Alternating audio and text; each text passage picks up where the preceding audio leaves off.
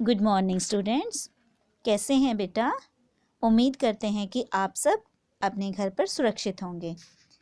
तो बेटा हमने हमारा जो सिनेमा का लोक है, स्वपन लोक, उस पाठ को पूरी तरह से पढ़ लिया है। तो आज हम उसकी एक्सरसाइज करेंगे। ओके बच्चा? तो पहले हम संक्षेप में उत्तर लिखिए, ये वाले प्रश्न उत्तर पढ़ेंगे। तो आपने पढ़ा भी है, सभी पिक्चरों के बारे में भी पढ़ा है कि कौन सी फिल्म सबसे पहले बनी थी, किस प्रकार से चलचित्र का विकास हुआ है, ये सारी चीज़ें हमने पढ़ ली हैं। तो हमारा पहला प्रश्न है, विश्व की सर्वप्रथम फिल्म, यानी कि जो पूरे वर्ल्ड की सबसे पहली फिल्म थी वो कौन सी थी? Arrival of the train. Okay. दूसरा देखिए, फिल्मों का उद्गम स्थल, उद्गम होता है कि जहाँ से फिल्में बननी शुरू हुई थी, वो क्या है? फ्रांस। तीसरा है हमारा भारतीय सिनेमा के जगत, सॉरी बच्चे, भारतीय सिनेमा जगत के जनक, अर्थात भारत में फिल्मों का निर्माण सबसे पहले किसने किया था? दादा साहब फाल्के ने। तभी तो फिल्मों में फिल्म अवार्ड जो दिया जाता है वो दादा साहब फाल्के अवार्ड दिया जाता है।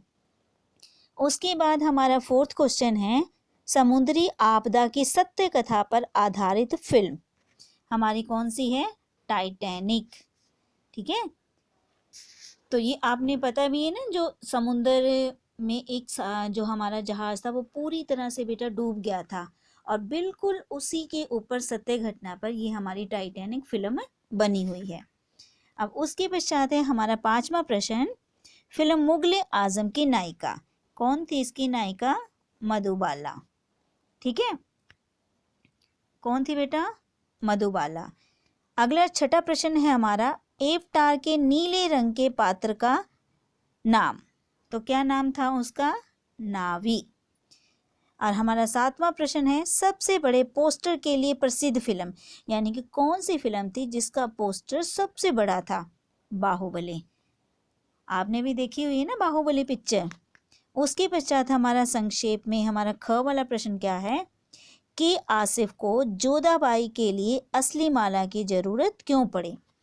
आपको पता है ना, मुगले आजम फिल्म में जो जोधाबाई थी उसके लिए जो असली मोतियों की माला बनवाई गई थी, क्यों बनवाई गई थी?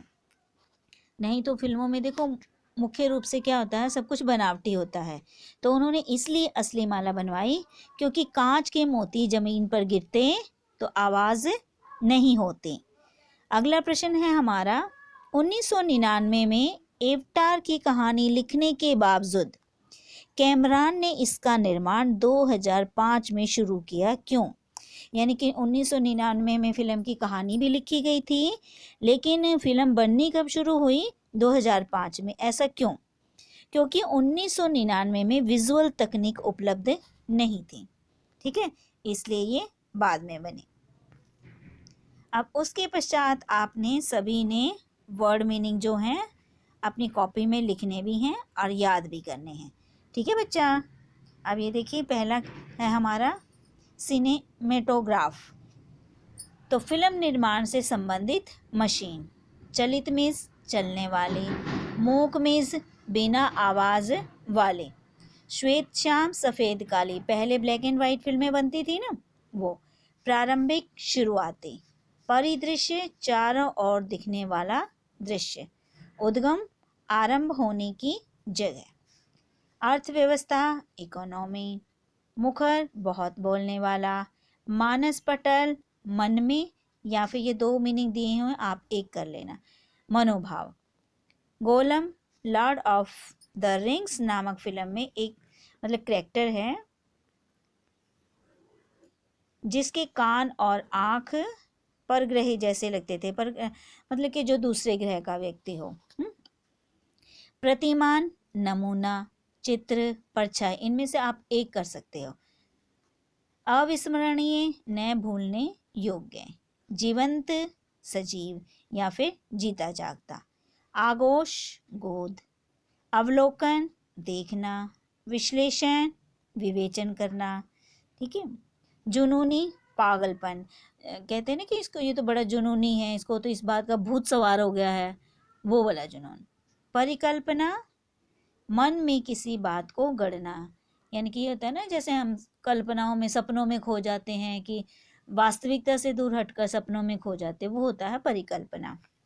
और उसके बाद है ये आपकी बुक वर्क, ठीक है, व्याकरण का। तो आपने पहले क्या करना है, ये नुक्ता लगाना है। आपने पहले नुक्ता लगाइए। नुक्ता पता है ना बेटा, जो किसी वर्ण के नीचे बिंदु लगाया जाता है, जो नीचे बिंदु, जो ऊपर बिंदु लगता है उसको हम अनुस्वार बोलते हैं, और जो शब्द के नीचे, किसी वर्ण के नीचे बिंदु लगाया जाता है उसे नुक्ता कहते हैं। और ये मुख्य रूप से उर्दू भाषा के शब्दों के नीचे लगाया जाता है, ठीक है बेटा।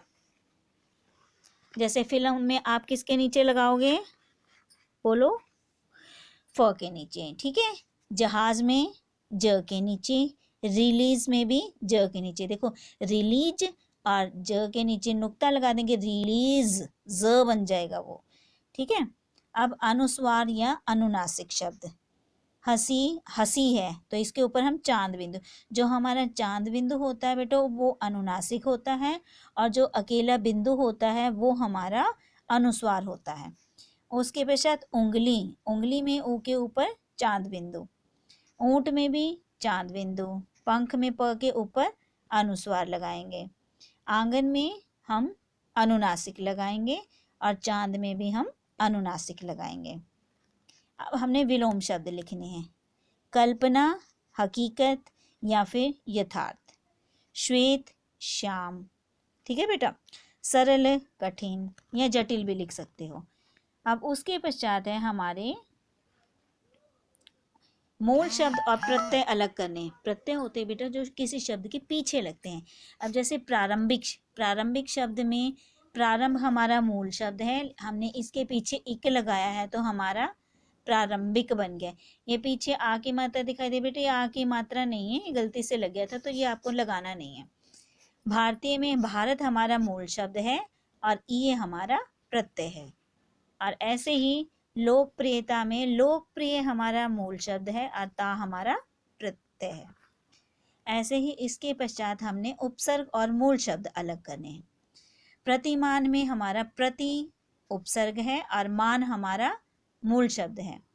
मान न, ये कंप्लीट हो गया था इसलिए ये पूर्ण विराम है पीछे।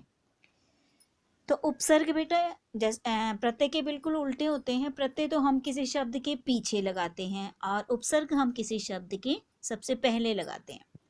निर्माण में हमारा निर उपसर्ग है और मान हमारा शब्द है।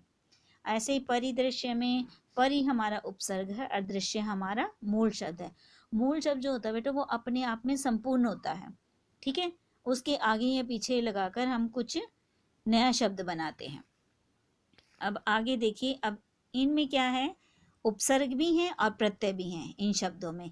अनियंत्रित, अनियंत्रित में अ हमारा उपसर्ग है, नियंत्रण हमारा मूल शब्द हो गया और इत हमारा प्रत्यय। अविस्मरणीय में अवि हमारा उपसर्ग, स्मरण हमारा क्या बन गया बच्चे, मूल शब्द, और ई हमारा प्रत्यय। अब इसमें बेटा हमारे दो तरह से बन सकता है, इस तरह से बना है और दूसरा ये भी बन सकता है, अ हमारा उपसर्ग और विस्मरण, विस्मरण हमारा मूल शब्द और ई हमारा प्रत्यय। देखो, स्मरण होता है याद और विस्मरण होता है भूलना, ठीक है। आप दोनों तरह से बना सकते हो, दोनों ही ठीक है। ओके बेटा, इसको आपने अपनी बुक में फिल करना है और बेटा आपने अपना काम समय पर बड़े ध्यान से करना है। और अगर किसी चीज़ में कोई आपको दिक्कत आती है तो आप पूछ सकते हो। Thank you, have a nice day.